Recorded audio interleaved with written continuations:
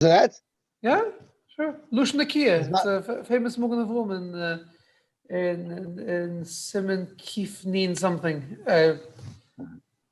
because I think I heard. I didn't have a chance to look it up inside.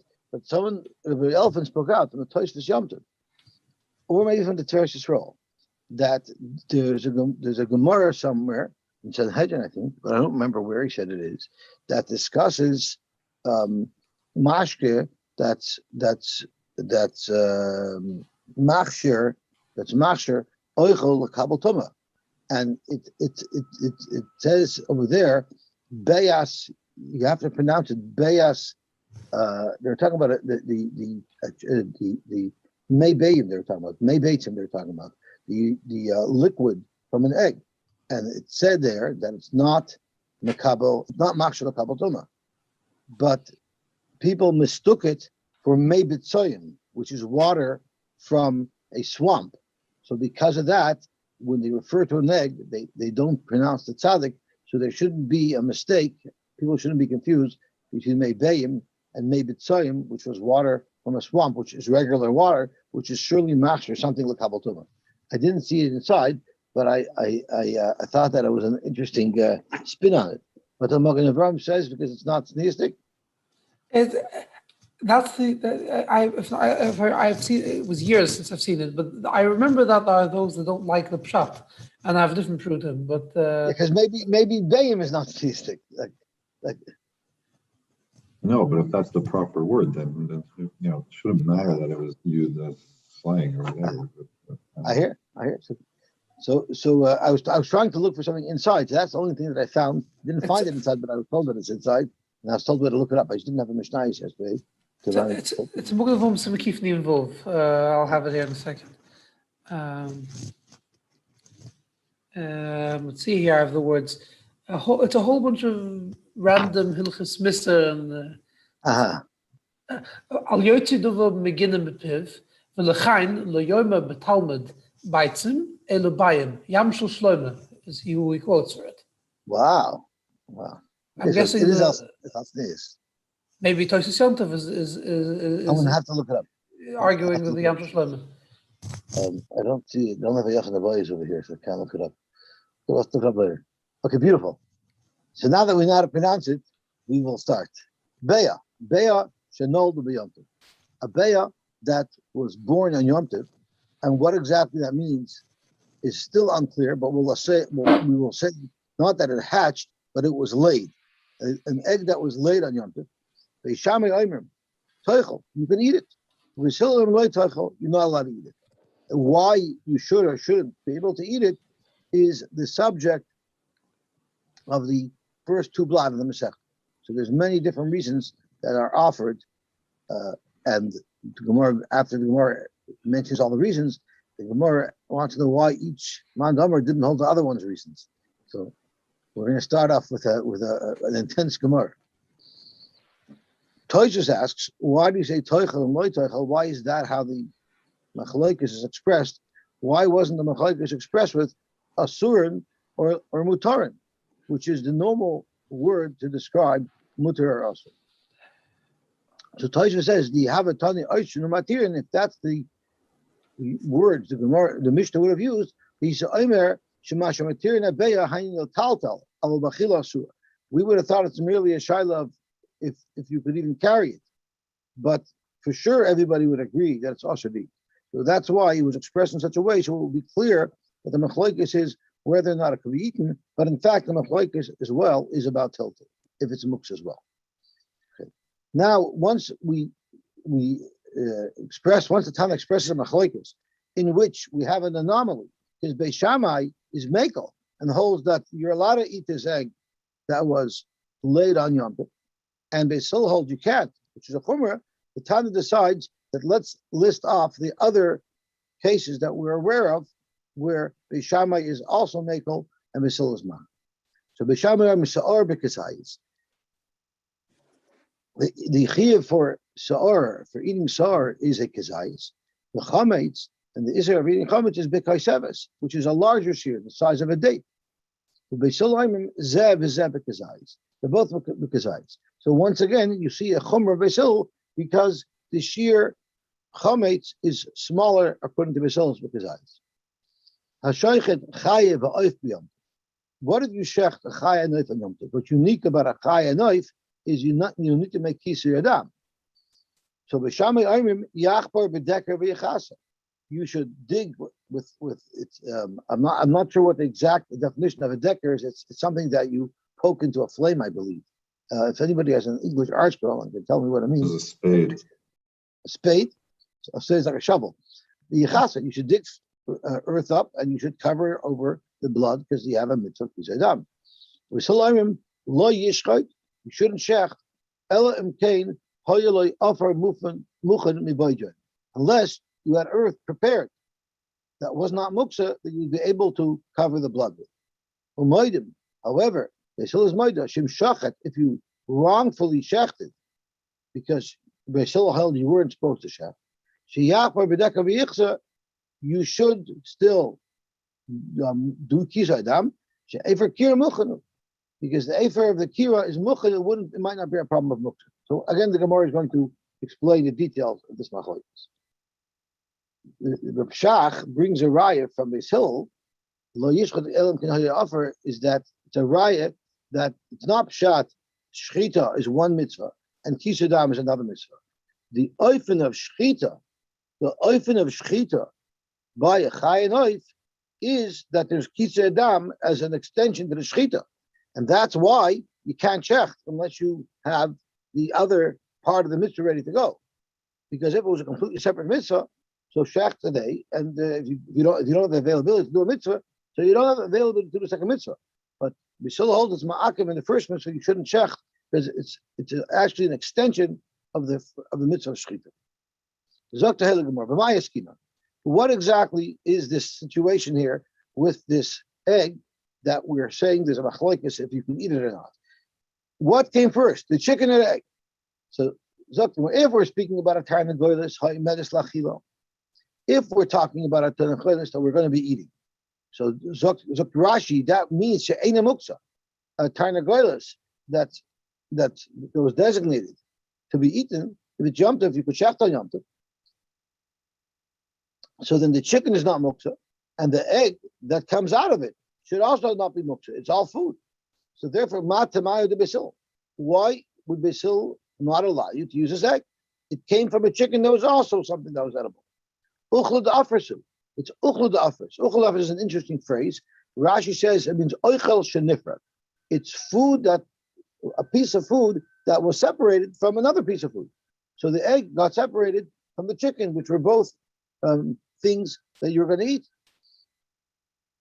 So Gemara, so that cannot be the reason, and this cannot be the case. It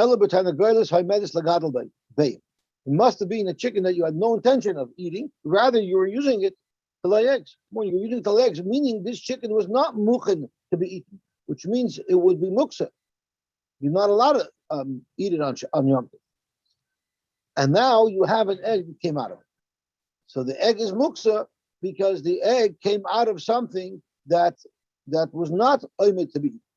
So for Gemara, if that's the case, it makes a lot of sense that it should be muksa. So then my temayu, the Beis Shammai. What's the svara of Beis Shammai who hold that you're allowed to eat it? It's muksa. So Gemara, muksi. For Gemara, my kasha. What is the shverkeit that it's muksa? Dilma Beis Shammai less than muksa. Maybe Beis Shammai does not hold of the din of muksa. So Rashi, the Dilma Reb Shimon Svir Lahu, the Amar Perakira, Moiser Hashem Shebener B'Sheva Kaira, leftover oil in the ner and the kaira is also according to Reb Yehuda Reb Shimon Mater. So Reb Shimon doesn't hold the muksa. So maybe it's going according to Reb Shimon who doesn't hold the muksa. Maybe that's what Beis Shammai holds. Zok to Gemara, Kasolka Daitin, the Gemara holds. Ta'afilu man deshari b'muksa, even Reb Shimon, who's moida, who holds that muksa is not aser, the noilad aser. By a muksa of noilad, where you have something today that you didn't have yesterday, there even Reb Shimon would be moida that it's aser. So Oivazoi, my taimayi to Beis Shammai, what is this for? Once again, how do we understand Beis Shammai why this egg is muksa? Let's see Rashi, Kosal Kedai. The reason why the Gemara is hammering away at Beis Shammai, asking why, according to Beis Shammai, is it mutter to eat this egg, because at this point the Gemara holds that Reb Shimon is shari b'muksa, even though Reb Shimon is mater muksa, nevertheless b'noiler asa. Why? So Rashi makes a very important distinction. By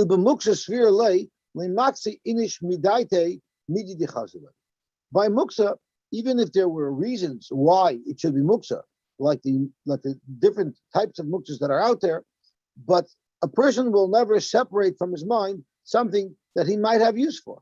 So take a chicken that he was going to be using legadal bayim. He's never, even though he's not planning to eat it, even though he's not planning to eat the chicken, but he's not makatzit midaitay. And therefore, if he changed his mind and he wants to eat the chicken, he would be allowed to. Aval moila, but this egg that came out of the chicken, lo have a yada, didn't have a daitay luya. He didn't even know that it was in existence, because before the egg was laid, he didn't know that there's an egg. So you can't say there the svara that even though it's something that someone might not find to be relevant now, but he won't separate it from his mind. This is something he didn't even know that it existed. So noilad is much worse than just standard muksa, and therefore, even Beis Shammai would agree, even Reb Shimon would agree that noilad's going to be awesome. So once again, what is the svara of Beis Shammai? Zokta Heilig Gemara, Omer Rab Nachman. And this is where our roller coaster cruise starts, because we're going to have now a whole slew of opinions as to what the reason this egg is going to be awesome. So Omer Rab Nachman, so there's no issue of muksa here, because there is an issue of muksa, because we're talking about a chicken that was not designated to be used as food. Rather, it was supposed to stay alive and it was supposed to produce eggs. And therefore, the egg that comes out of it is going to be a muksa. With the isle muksa, isle island. With the lesle muksa, lesle island. Maybe our Tana argues, and our Tana doesn't hold of this chiluk that we just made, that everybody holds that there'll be an isle island, even though there's an isle muksa. Our Tana will hold, they're linked to each other. And therefore, if you hold like Reb Shimon that there's no din muksa, so too there will not be a din of noila. So Beis Shammai Reb Shimon, who Beis Hillel Reb Yehuda. Beis Shammai holds like Reb Shimon that does not hold the muksa, and Beis Hillel holds like Reb Yehuda that there is a din of muksa.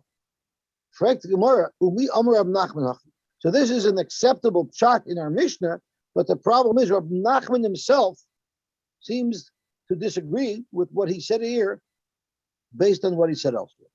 We have another machloikis Beis Shammai and Beis Hillel. Beis Shammai says, what if you finish eating and you have bones and peels left on your table that you have no use for? So makbin me'al shulchan atzamois uklipin. You could remove by hand from your table. You can directly move bones and peels. You're allowed to do that. And Rashi says, me'al shulchan makbin b'Shabbos me'al shulchan atzamois. What's unique? What's special about these bones? She'einon ru'uyin la'achila. They're not royal achila. Uklipei egoizim, which are also not royal achila. V'lechashinu l'muksa. We're not choshish for muksa. So these are things that are not royal to be eaten at all. Rashi says that's what Rashi says. Not royal achila, side for a person and side for a behemoth. But Tosha says that they are royal machal behemoth.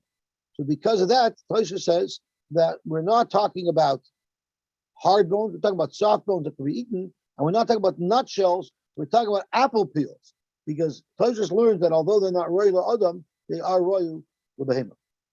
And on there, Beis Shammai says that you're allowed to directly lift them off the table. We still no, you cannot directly lift them off the table. Rather than salik as a tabla kula, you got to lift up the whole table and shake it out. Or you take the whole tablecloth off and you shake it off. Rashi, el masalik, we still aim it talk ma'isha b'yadayim shemuk saying, el masalik a tabla she is teres clear le'umanayim. You lift the whole table up or the whole tablecloth off and you shake it out, because you're not supposed to directly handle the muksa. I think as well nowadays, if there's peels or shells on the table, you're not allowed to either handle them directly in the muksa, but you can brush them off for something else. You're not supposed to directly handle them because they are muksa. So before we go weiter, we need to stop here for a second. We know there's a concept of buses, meaning if you put something that's muksa in a drawer, you're not supposed to open the drawer on Shabbos because it's a buses, the davar ha'asr. So here I have a tablecloth that has things on it that are not allowed to be moved according to Beis Hillel, yet he's allowing you to move the tablecloth. So how would that be allowed? So Tosfos asked that question. If there's isser on this tablecloth, so then the tablecloth should also be also to move. The whole loy shakach. He didn't forget these things there. He purposely placed these peels and these bones on the table. That's how he was eating. If you forgot them, Tosfos is saying maybe you wouldn't be considered bosses. But when you place muksa on top of something, you're making that surface into a bosses. According to Rabbeinu Tam, it makes a lot of sense. The Pirish b'Masechah Shabbos, the loy have a bosses al davar aser ela k'shedaitai la'nicham sham kalayot. So one reason why it's not a bosses is it's only a bosses if your intention is to leave that item of muksa there the entire day of Shabbos. But here you weren't planning to leave it there whole Shabbos. First of all, you left it there on Shabbos, and B is you wanted to get rid of it. You didn't want it to stay there on the table. So that wouldn't make the table into a bosses. Inami, another Svar Tosfos offers, is Kivun Davisham Eichlin on the table. The only thing that's there are not these shells. There's also leftover food. There's other things that are mutter, that are non-muksa, that are on that table. Havali bosses, ladavar aser, udadavar mutter, the shari, and it's mutter. To the muchach, but perknoitel. So that's the second Svar Tosfos said. It's not pshat he placed these shells. He placed these bones on the table. He didn't care if they would fall into the garbage. He wasn't really caring about where they fell. They just happened to have fell on this table. So I know that our minig is if we want to be able to move, let's say our leichters, when we put the keys, we'll put something of value on it so that it should become a bosses davar aser, ulu davar mutter, and then it's going to be mutter to be metaltal. So that's how Tosfos deals with the potential problem of bosses. So anyway, well, Amar Reb Nachman on this machlokes. So we had a machlokes about whether or not there's going to be muksa on these halachas. So we have Beis Hillel as saying that there isn't in muksa, and we have Beis Shammai as saying there's not in muksa. Amar Reb Nachman, and Reb Nachman said that this brisa that I just quoted, I quoted it wrong. The Gersh is wrong. Anu ein lanu elo Beis Shammai krab Yudah uBeis Hillel krab Shimon. Reb Nachman said clearly here that it's Beis Shammai who's machmer, and the holder is muksa, and Beis Hillel is mekel and holder no muksa. So how could Reb Nachman understand our Mishnah that Beis Shammai is being the mekel and Beis Hillel is being the machmer? Reb Nachman himself said that Beis Shammai does hold of muksa, and it's Beis Hillel who doesn't hold of muksa. Zok the Gemara, Amar Lach Reb Nachman. There's a very big difference between our Mishnah, which is discussing halachas of Yom Tov, where Beis Hillel is machmer, and the Mishnah that we just quoted, that Reb Nachman said, Beis Hillel is mekel, and holds that there's no muksa. Gabi Shabbos, Disasam Lantana, Reb Shimon, by Shabbos, where the Stam Mishnah is like Reb Shimon, because we have a Stam Mishnah, that's none. Mechatkin is adluin. Lefnei behema, that's an avail of neklov. You're allowed to cut gluyim. Now Rashi tells us, of course, these are tlushim already. These are already cut down from the tree. Because on Shabbos you would never be allowed to cut something down from a tree, but you can cut it in front of a behema to serve it to behema. You don't say that it's a tir. So Rashi clearly is saying that the subject of blun is not relevant to the shaila of muksa. But the second subject in the Mishnah, this nevelef ne'aklovim, that's very relevant. And Rashi says, "V'afal pishin is nabla b'Shabbos," even though it became an nevela on Shabbos. So this is also like noilat. The ben hashmoshes lehaisa aimedes lachilas klovim. Ben hashmoshes, when this animal was still alive, it was not ever going to be considered to be food for a dog. It's alive. Afilu achi shari less lo muksa b'Shabbos. Nevertheless, it's still mutter zok this stam mishnah because there's no din muksa. Therefore, magbiin me'al hashulchan the mari b'Shabbos, the earlier case where we had a case of magbiin me'al hashulchan, which is also referring to Shabbos, similar to this Mishnah of Mechatchan Zedluin, Mukim LeBeis Hillel, the Nemru Reb Shimon. We will say that that's Beis Hillel, according to Reb Shimon, who holds there's no din muksa. Because otherwise you're going to have a little bit of a stira. Because we know there's a rule. The time alone halacha is Mishnah. We know that Allah is like a Mishnah because Rabbi purposely concealed the author so that it should be assumed that it's a unanimous decision. So when the Rabbi made a Mishnah, he did it because he wanted to paskin that way, which this Mishnah Lagabi Shabbos clearly says that there's no muksa and you can cut up an avela for dogs. The Friedeke Mishnah that we quoted, but Makbid al Shulchan, that has to be Beis Hillel's opinion, because we also know the Kaimal halacha Beis Hillel. So we also were going to want to say that Beis Hillel's opinion is the right opinion.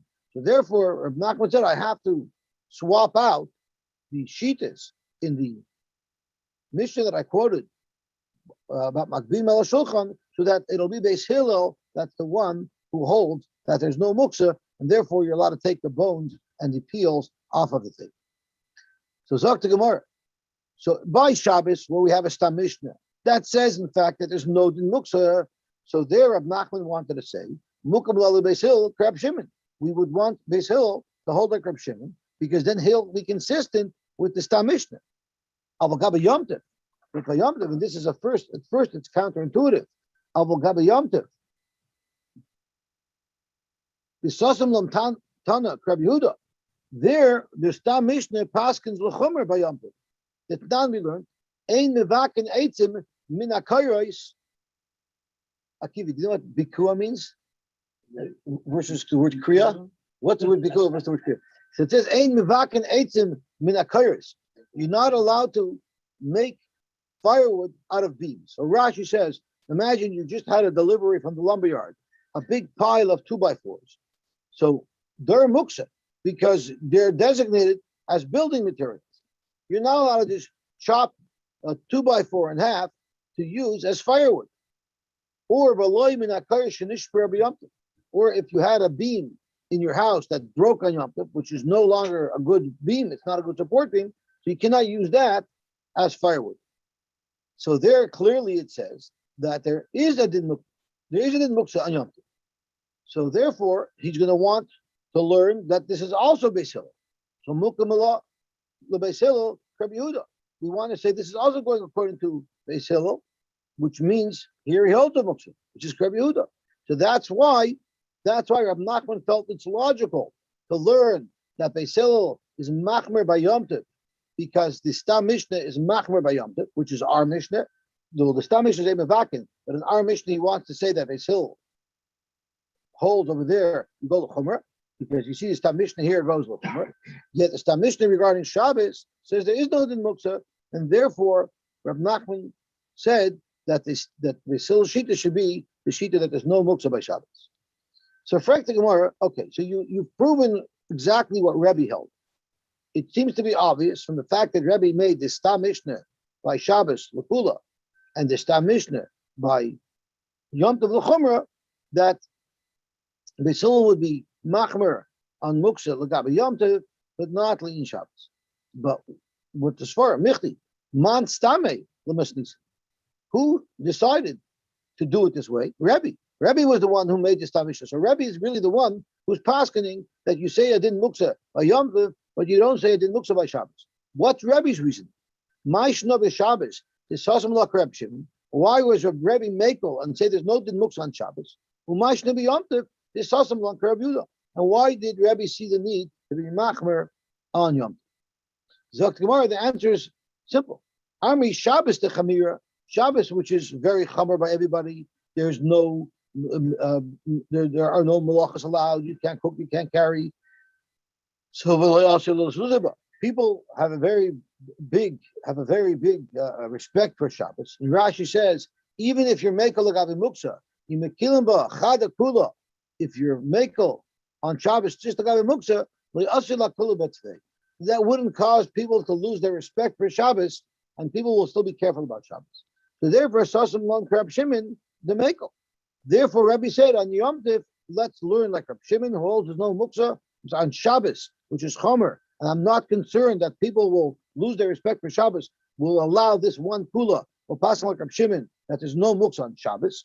But Yom Tov, to kill, Yom Tov there's much less chumrah in it. There's so many things you're allowed to do on Yom Tov that you're not allowed to do on Shabbos. We're afraid if we also take away the muksa, we let you eat this egg, people are going to be misalsal in Yom Tov, and therefore, Sasam Lank Rav Huda the man. That's why he wanted to be machmer. That's why Rebbe wanted to be machmer by Yom Tov. So the bottom line is our Mishnah that has a machlokes between the Shammai and Basil, where Basil holds l'chumra that there's a din muksa on this egg. It's all based on Rebbe's. It's all based on Rebbe's understanding that Yom Tov is something that people could be makel on, and therefore let's paskin l'chumra. Let's paskin that there will be a din muksa. So this is a minute. So this is a takana, but what is it? What does it have to do with muksa? The whole din muksa is a takana, and according to Rebbe, the Chazal established the takana of muksa by Yom Tov, but not by Shabbos. Well, say that again. What do you mean they did? Sorry, the zilzul seems like an extra takana, a takana on a takana. Well, the reason why they made the din muksa, we learned in Shabbos, is because if we allow people to do muksa, to move around things that have muksa, there's a couple of different reasons, but the reasons are all basically it's going to cause a zilzul of Shabbos because people can do right. They'll be able to do so many things. So they in order to be mechazik Shabbos, they made the din muksa. According to Rebbe, Shabbos didn't need that physics. But this doesn't fit into the normal, the ordinary category of the criteria of muktzah. So can you take something? What doesn't fit? What doesn't fit into the normal criteria of muktzah? We're talking about a bay of shenol de beyontiv still, aren't we? Noilad is one of the categories of muktzah. So why do you have to make a special case? Yesterday it wasn't a food. I wasn't planning to use it as food. Yeah. It was an animal that was supposed to be producing, and now I want to make it food. So it was hooked for something else, and now I want to say that it's usable on Shabbos and Yom Tov. That is one of the muksas. Are you saying that Rabbi Yehuda made a special case here because we're afraid that they would be mekalkel and treat Yom Tov less than Shabbos? He says the din of muksa will apply to Yom Tov. Well, it seems like Rabbi Yehuda also applies Saya on Shabbos, Saya on Yom Tov. It's Rebbe who made that distinction. Rebbe said, I'm going to paskin like Rabbi Yehuda on Yom Tov, but I'm going to paskin like Rabbi Shimon on Shabbos. So Rebbe was independent of both Rabbi Shimon and Rabbi Yehuda. Mm-hmm. Okay. So Frek the Gemara Moyer de Kasha. B'mayukim. How did you, based on the way Rabbi Nachman understood the Mishnah, how is he explaining the case of the Mishnah? It's b'tanagoyles ha'medes lagadol beitim. It's a tanagoyles that was not planned to be used as food. Rather, it was supposed to be a chicken that was going to produce eggs for us. And why is it that the egg is muksa? So why is it that the egg can't be eaten? Because of the muksa. Well, Frek the Gemara, the chicken is also muksa. The chicken is also something that you're not allowed to eat because it was designated not to be as a food, rather to produce eggs. So why isn't the machlokes between Beishama and Basil by the chicken itself? Until originally, where we thought that noilad was a new level, and that's why there was a machlokes, it made sense that the Mishnah's case is discussing the egg. But we abandoned that shita. We said that we hold that the noilad and muksa are no different. And here it's merely standard muksa. It's a standard muksa that this chicken was not mukhin to be a food. It was mukhin to be producing eggs. So then the chicken itself was usher. So why isn't the Mishnah discussing the case of the chicken? Because for sure the chicken came first. So this gives us the final answer. We always wondered what came first, the chicken or the egg. You see clear from the Mishnah that if you have a choice to express it with the egg or with the chicken, you should do it with the chicken. So clear the chicken came first. So I live the go b'tana goyles. The reason why the Mishnah expressed the shaila by the egg is because by the egg it's a much bigger kula of Beis Shammai. the benoiled chari. Not only does Beis Shammai hold that a chicken which was in existence that wasn't supposed to be used as a food item, that's going to be mutter, but even an egg that was not even in existence, like Rashi and Tosfos told us earlier, that I could never have had a connection to it in my mind because I didn't even know that it existed before it was laid. Nevertheless, Beis Shammai still holds this mutter. Maybe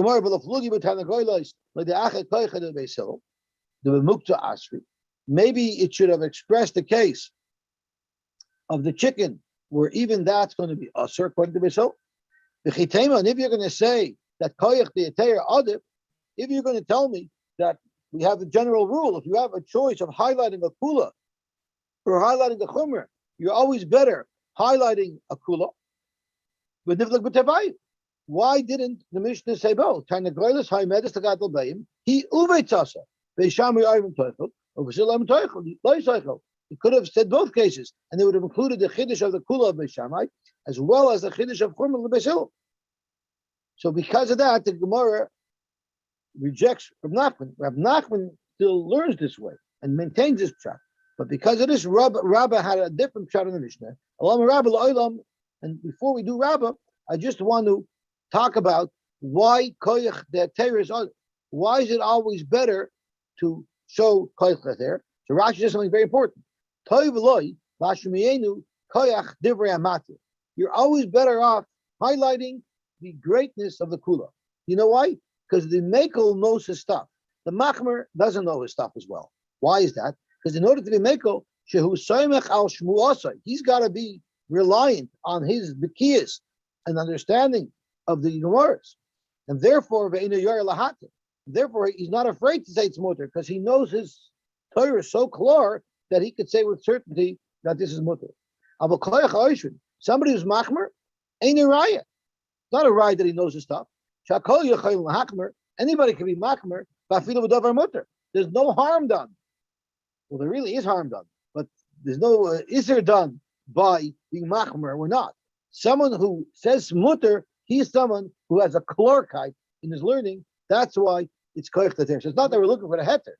Koyach l'ter adif, because let's highlight the person who clearly exhibits a clarity in learning that others don't. So let's see Rabbi's approach. I'm not clear on that. How do you know the guy who's saying us, or you think he's just relying on because better to be machmer and not do it? He doesn't have to be as sure. You're saying maybe he is as sure. Maybe, but he doesn't. But Lamar, he doesn't have to. He doesn't have to be. Toiv leiv mishta tamid. Right. He's sure of himself. That's right. Okay, so let's see the Gemara. We have now another option. Amar Rabba, Zok Rabba, la'olam b'tan. Let me find Tuchan. Yeah, sure. Whether you're right or wrong, you're sure, right? Shlomi shaking his head. Yeah. Okay, so Zok the Gemara weiter. Amar Rabba, la'olam b'tan goyles ha'imedis lachim. Let's change pshat. Rab Nachman said it was a tana goyles ha'imedis lagadol bayim, and therefore it's muksa. Rabbi said we're not talking about muksa. We're talking about a tana goyles that was anyway going to be eaten. And if it's anyway going to be eaten, there's no muksa here at all. There's no question of muksa. So why in the world would Beis Shammai, would Beis Hillel hold you cannot eat this egg? There's no muksa here at all. We're talking about when the first day of Yom Tov fell out on a Sunday. And the problem is, the problem is achana. What does that mean? Because of a Rabbah, kolbeya, the misyal ha'idna, if the egg was laid today, Sunday, it must be that may esmal gomrela. That means yesterday on Shabbos, the egg was completed. And Rabbah holds that there's a problem of using on Yom Tov something that was prepared the day before on Shabbos. Huadin using on Shabbos something that was prepared the day before on Yom Tov, if Yom Tov ended on a Friday. Rabba l'tameid amar Rabba, my dechsiv, it says in the parasha of Yomon, v'hoya b'yom hashishi, v'echinu es asher yaviu. There's a chiyuv on Friday before Shabbos to be meichen for Shabbos. Choyel meichen l'Shabbos, v'choyel meichen l'Yom Tov. But in Yom Tov meichen l'Shabbos, in Shabbos mechin l'Yom Tov. You're allowed to be meichen from choyel to Shabbos and from choyel to Yom Tov but you cannot be making from Shabbos to Yom Tov or from Yom Tov to Shabbos. And about this egg was completed on Shabbos in order that it could be laid on Sunday on Yom Tov. It's like the hachana of this egg was done on Shabbos, and the Torah does not allow a hachana. It will become very relevant. It will become very relevant. So let's see Rashi. I'm happy you brought that up. Chaim Tzvi is asking, what's the chiddush that you could be making from Choil to Shabbos and from Choil to Yom? We're going to soon see. Zok the Heilige Rashi. So Rashi says as follows. Let's go back to Mishum Achana. You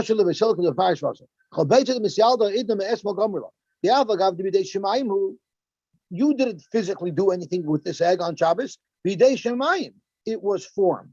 Nevertheless, also the Be'inan Kosa Udoy Shabbos Sudas Yom Tov Sheyihumazumonos Umachalis Miboid Yom Shalchoy.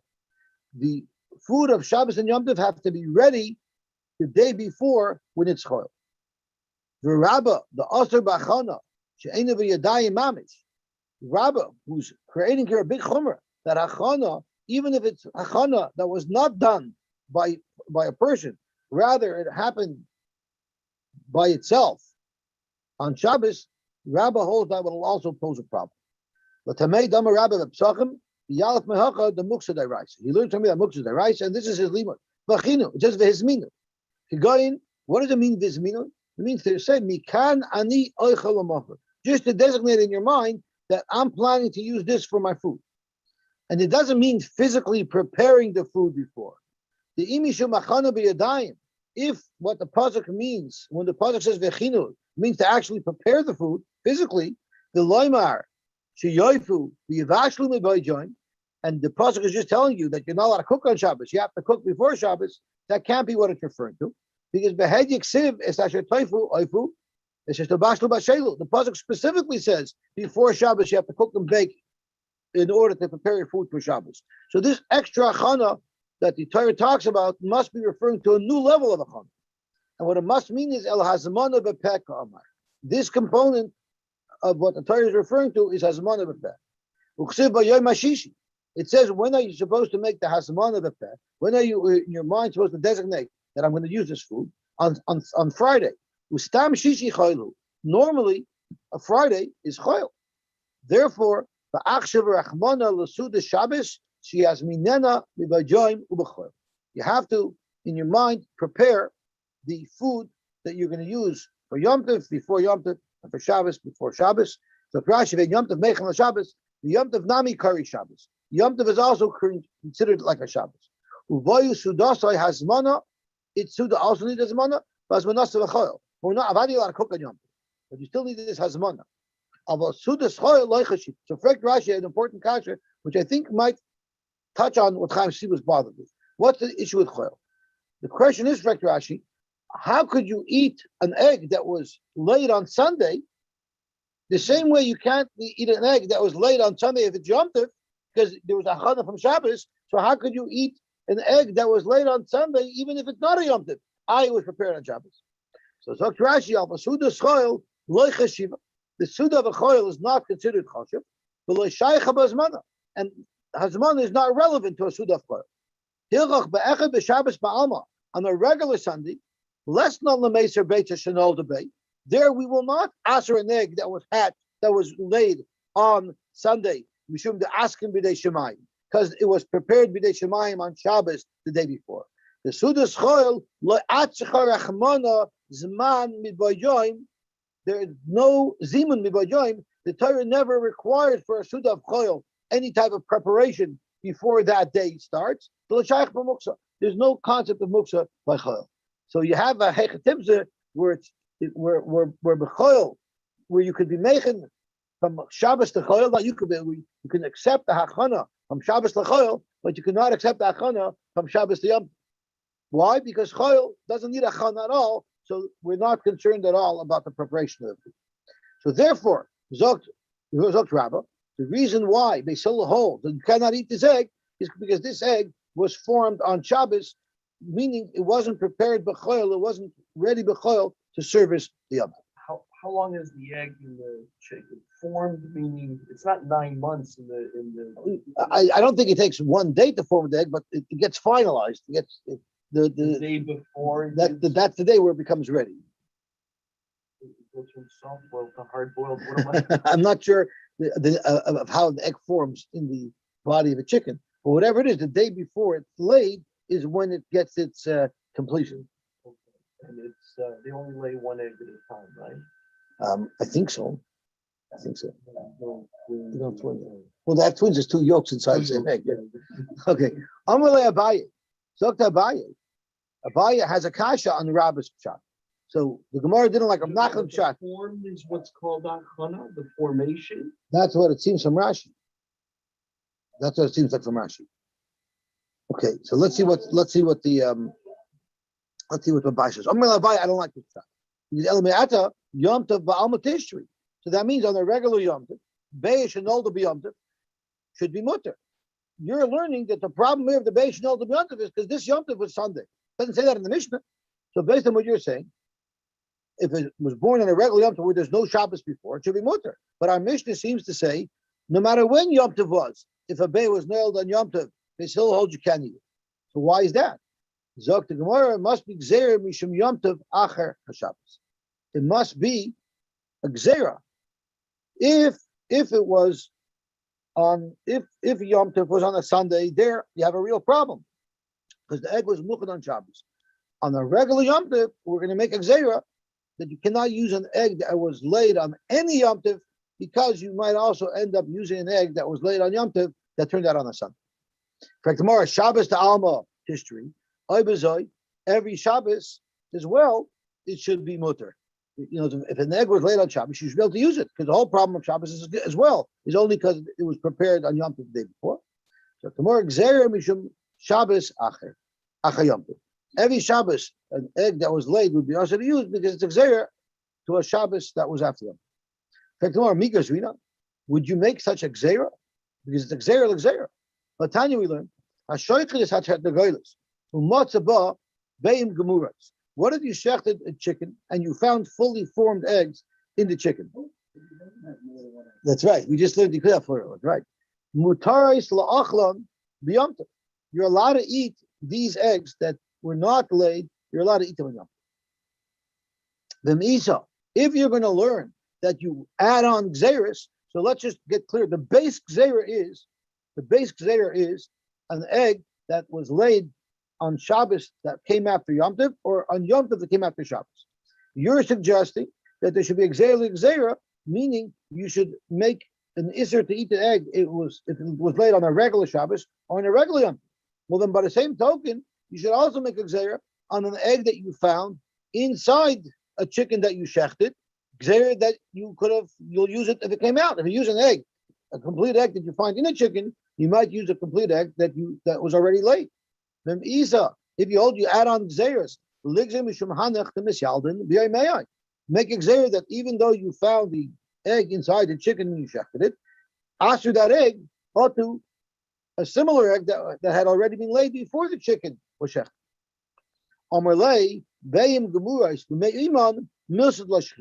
It's very uncommon to find fully formed eggs in a chicken when you shech it. And the Rabbanan weren't geyser. The Rabbanan weren't geyser on something that's a very uncommon thing. So therefore, don't ask me such a question. It says 24 hours. Right. After it eats, it lays the egg. That's how long it takes. That's the 1 day. 24 hours, it eats the feed. The And egg then formulates and comes up really? 21 days to hatch. Wow. So it's 21 days to hatch. Once the egg is laid, to become 24 hours. 24 hours inside the format. Yeah, that's not Actually, a mill to the So touching on that, let me just look. Let's look at the bottom places. Mills l'shchicha. Frank tells you the kasha. Dilma im loishachta ha'ishenayil das hayyim. Why are you saying mills l'shchicha? If you had not shechted it, it would have probably laid today. So it's a very normal thing. Vim Kane may esmal garmula, which would indicate that then probably yesterday the egg got finished. So then it's mamish the case of the gzeira. That they also like gzeira. Yesh Leimar, the Ma'achad Noyolda, Al Yidekach, Lechoshev Gemar. Since it was not born, the Maisa it wasn't born, and it didn't hatch, it didn't lay. Since the fact is the chicken didn't lay, we don't consider it a Gemar. So I'm not sure exactly what Tosfos is saying, but Tosfos is saying is since it didn't lay, it's possible that it wasn't Nigmar the day before. Maybe it was Nigmar today. In other words, if it was Takan Nigmar the day before, it would have laid today. The fact that it didn't lay today, I maybe didn't give it a chance to. You shechted it first. I don't know. But Tosfos is saying is it would have laid today had it Takan been finished yesterday. So couldn't have been fully finished. No? So I'm not sure what that final finish is that triggers it to be able to be laid. It might look a complete egg, but maybe it's missing something. I don't know, chemically inside. I don't know. But Tosfos is arguing that if it was completely formed, it would have been like that. It has to be once the egg is formulated, it's ready to go. It's not like the yolk inside, the protein that. But I don't know exactly what happens to be finished. Like 5 minutes before it's finished, and when it's actually finished, would you be able to tell the difference? Was got it out earlier? If it came out 5 minutes before. I don't know. Okay, so that was the svar of Abai. Yosef Amar, actually, it's a whole new pshat. So now we have two pshatim in why Basil answered, either because of muksa and makmer and muksa and yamtiv, or because of a chana, a new problem of a chana, that anything that we eat on Shabbos and Yom Tov had to have been prepared b'choil the day before, but since these eggs were prepared on Yom Tov or on Shabbos the day before, we can't use them today. And the reason why on a regular Shabbos and on a regular Yom Tov they're usher is because we're geyser a egg that was laid on a regular Shabbos is usher to be eaten to a regular Shabbos that came right after Yom Tov, where there it wouldn't be allowed. I guess we'll stop here and we'll be mamshech tomorrow. We're going to have more explanations in the reason why Basil asers the egg in our mission. Okay, shkoyach. Shkoyach. Shkoyach.